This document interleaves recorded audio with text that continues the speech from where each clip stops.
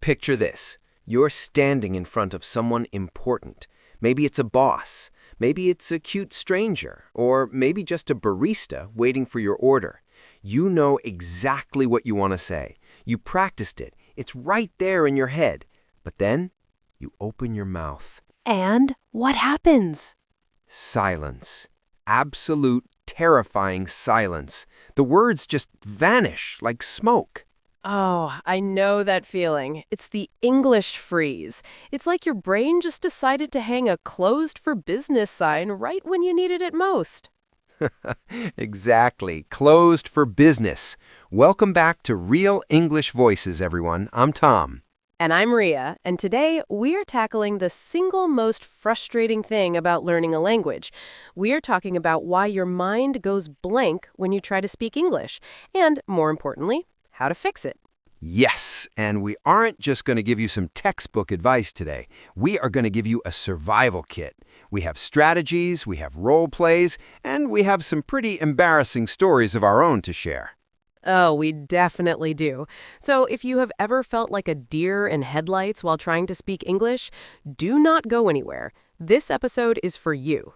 So, Ria, let's start with the crime scene. Have you ever actually experienced this blank mind phenomenon yourself, or are you just naturally perfect? Oh, stop it. Perfect? Hardly. Tom, I have a story that still makes me sweat when I think about it. Do tell.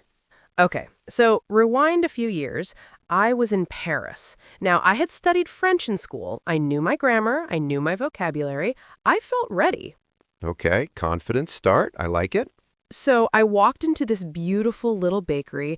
The smell of fresh bread was everywhere. There was a line of people behind me. I get to the front. The baker looks at me. He's this intimidating guy with a big mustache. And I just wanted to order a croissant. The simplest order in the world. Right?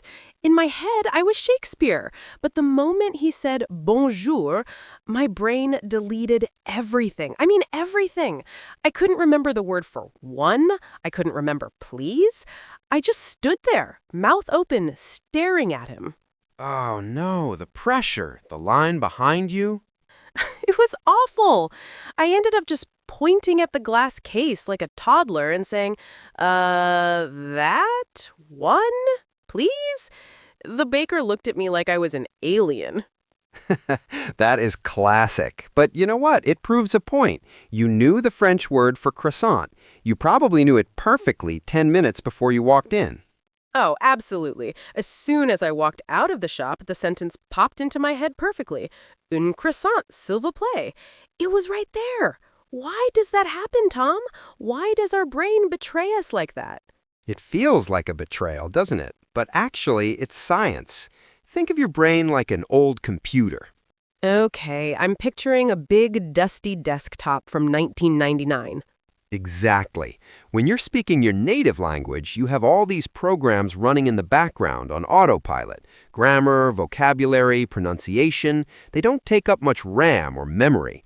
But when you speak a second language, like English, Oh, each one of those things takes up huge amounts of processing power.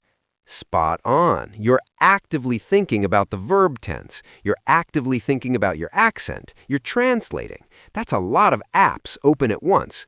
Now add one more app called social anxiety or fear of making a mistake. Gasp! System overload. Boom, the screen goes blue. Crash. Your brain prioritizes survival, fight, flight, or freeze over grammar. And since you can't fight the baker and you can't run away, You freeze. you freeze. That makes a lot of sense. It's not that we're stupid, it's just that we're overloaded. I remember my first job interview in English. Talk about high stakes. Oh, I can imagine. Interviews are stressful in your own language. Exactly. I had rehearsed my answers in front of the mirror for days. My biggest weakness is that I work too hard. You know, the classics. The classic lie. I love it. But the moment the interviewer sat down and asked me, "So, tell me a little about yourself," I panicked. It was the easiest question in the book. but I just stared at him.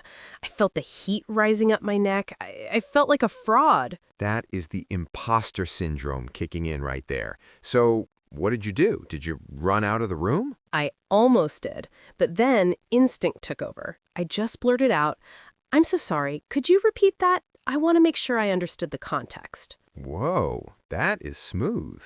It bought me about 5 seconds, and in those 5 seconds, my brain rebooted. I took a breath, and the words came back. Ria, you just highlighted our first major strategy today. That was brilliant. You used a stall phrase. A stall phrase? Is that the technical term? It is now. Look, one of the biggest reasons people freeze is because they think they need to answer instantly. In conversation, silence feels scary. We think if we don't answer in zero point 0.5 seconds, people will think our English is bad. Yes, the silence feels heavy. It feels like judgment. But native speakers pause all the time. We just have filler words to bridge the gap. So, strategy number 1, build your emergency kit of phrases. I love this idea, an emergency kit. What goes in it? Okay, imagine your mind goes blank. Instead of saying nothing, you have a preloaded phrase ready to fire. Something like, "That's a really interesting question. Let me think about that for a second." That's an interesting question. Let me think about that.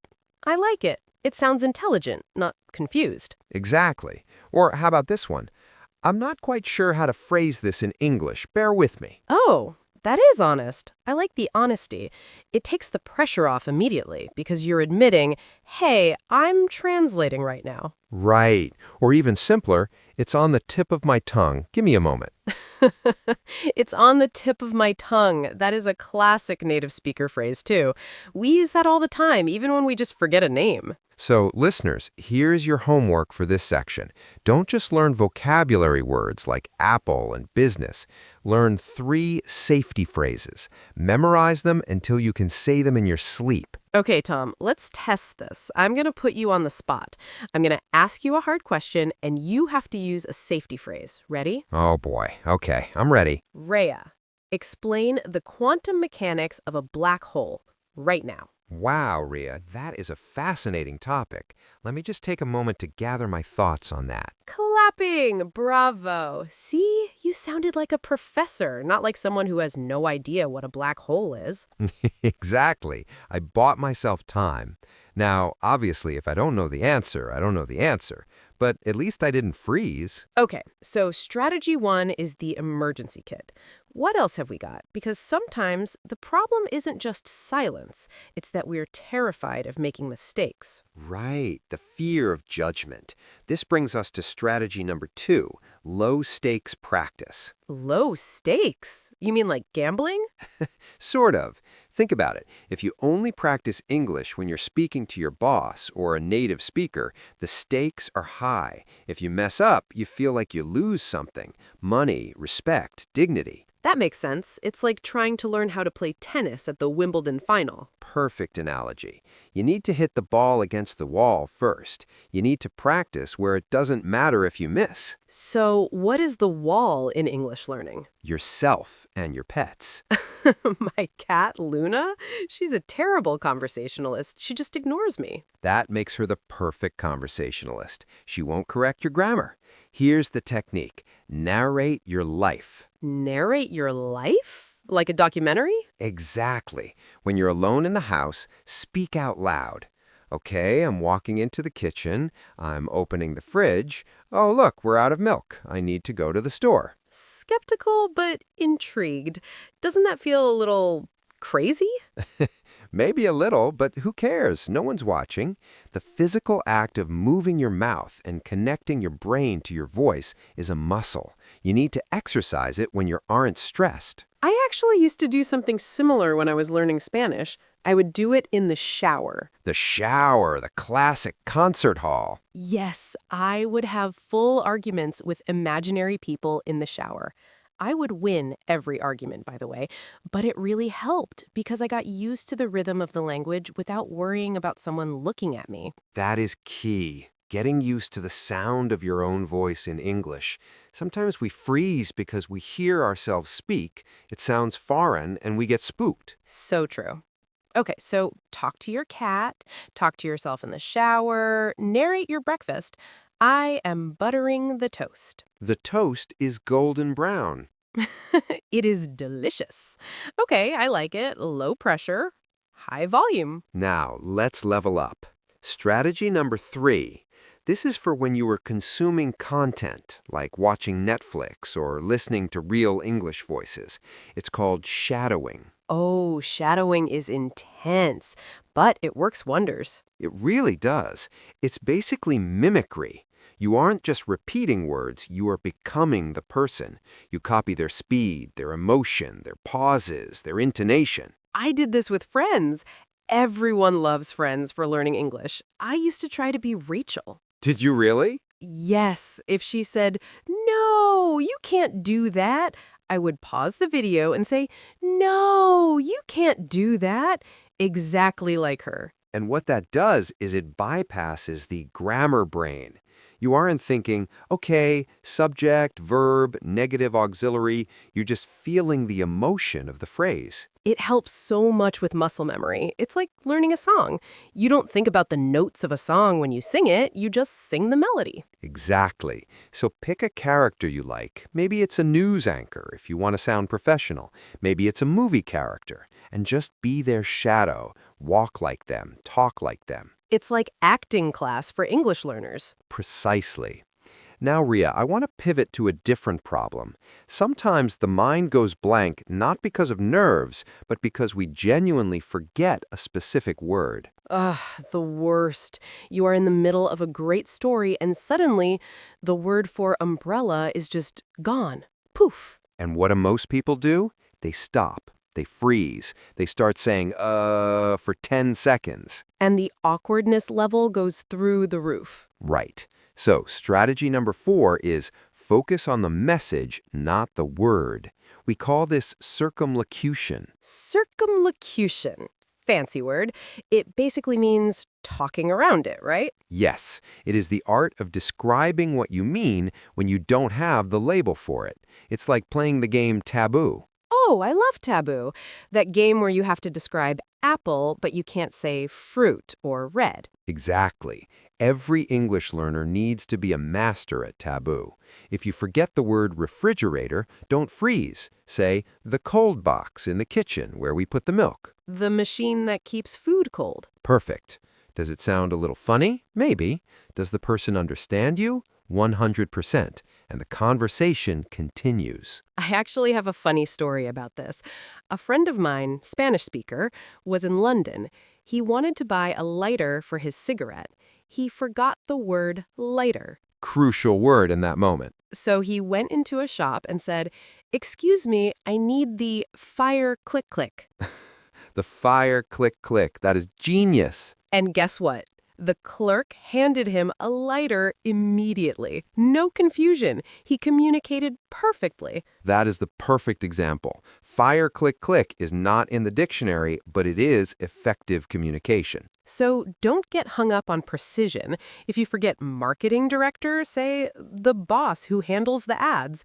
If you forget stapler, say the thing that joins papers together. Keep the flow moving. That is the golden rule. Flow over perfection. Okay, Tom, we've covered emergency phrases, talking to ourselves, shadowing, and the fire click-click method. But what about the physical side of things? Sometimes my body just reacts before my brain does. This is huge, Ria. We often forget that speaking is a physical act. When you panic, what happens to your breathing? It gets shallow. I start breathing from my chest. My heart rate goes up. Right. And when you stop breathing deeply, your brain gets less oxygen. Literally. You're putting yourself into fight or flight mode physically. So, strategy number 5, breathe and slow down. It sounds so simple, but it's so hard to do in the moment. We feel like we need to speak fast to sound fluent. That is the biggest myth in language learning. Speed does not equal fluency. Clarity equals fluency. I like that. Clarity equals fluency. Think about the most confident speakers you know. Politicians, actors, great leaders. Do they rush? No, actually, they take their time. They pause. Obama pauses for like 3 seconds between sentences. Exactly. And nobody thinks, ugh, Obama forgot his English. They think, wow, he's thoughtful. He is in control. So if you feel the panic rising, just stop. Stop. Take a deep breath, a real one. Reset. It signals to your body that you are safe. And when your body feels safe, your brain unlocks the vocabulary again. And speaking of feeling safe, can we talk about humor? Because strategy number 6 is my personal favorite. Laugh it off. Yes, this is the superpower of charming people. If you make a mistake or if your mind goes blank, just laugh. I once mixed up the word kitchen and chicken in a very serious conversation. I said, I need to clean the chicken. I mean, maybe you did. Hygiene is important. The person looked so confused, but instead of turning red and apologizing profusely, I just laughed and said, wow, my brain is tired today. I meant the kitchen, not the bird. And what happened? They laughed too. The tension vanished immediately. That is the key. If you're tense, the listener gets tense. If you are relaxed and can laugh at yourself, the listener relaxes. They want you to succeed. They really do. Most people are nice. They aren't waiting for you to fail. They're just listening to what you have to say. Exactly. So if you say, I'm looking for the desert instead of dessert, don't panic. Just say, whoops, I want cake, not sand, and move on. Cake, not sand. Good life motto. So, Ria, we have one final strategy. This one is for the people who like to be prepared. We talked about emergency phrases, but what about preventing the blank mind in the first place? Strategy number 7, thematic preparation. Sounds academic. Break it down for us. Okay, your brain organizes information by association. It's like a spider web. If you just learn random words list style, apple, democracy, shoe, running, the web is weak. Right, no connection. But if you learn by theme, the web gets stronger. So if you are learning cooking, learn boil, stir, fry, ingredients, recipe, salty, spicy, all at once. I see. So when you're in a conversation about dinner, your brain has that entire folder open and ready to access. Exactly. If you forget boil, the word hot or cook is right there in the same mental folder. You won't go completely blank because you have related concepts nearby. That is really smart. So don't just learn English, learn airport English one week, learn soccer English the next week. Yes, context is king. It helps your memory stick. Wow, we have covered a lot of ground today, Ria. We really have. Let's do a quick recap for everyone driving or doing dishes right now. Okay, here's the Real English Voices cheat sheet for when your mind goes blank. 1. Use emergency phrases like, let me think about that. 2. Practice low-stakes narration with your pet or in the shower. 3. Shadowing to mimic the rhythm of native speakers. 4. Circumlocution. Describe the object if you forget the name. Be the master of fire, click, click. 5. Breathe and slow down. Speed is not fluency. 6. Laugh it off. Humor kills fear. And 7. Learn in themes to build a stronger mental web. And you know what the most important thing is? What's that? Forgive yourself. Yes, that is beautiful. It really is. You are doing something incredibly hard. You are rewiring your brain to communicate in a completely different code. You're going to stumble. You're going to have blank moments. Even I have blank moments in English, and it's my native language. Oh, constantly. I forget my own phone number sometimes. Exactly. So don't let a moment of silence stop you. Take that breath, use that safety phrase, and keep going. We believe in you. Every mistake is just proof that you're trying. Absolutely. Well, that's it for this episode of Real English Voices. We hope you feel a little lighter and a little more prepared for your next conversation. Curiously, we want to hear from you. What is your safety phrase? Do you have a funny story where your mind went blank? Let us know in the comments or send us a message. We love reading your stories. Yes, please share them. We might even read the best ones in the next episode. Cheerfully, thanks for listening, everyone. Keep practicing, stay brave, and don't be afraid of the silence. Catch you next time on Real English Voices. Bye! See ya!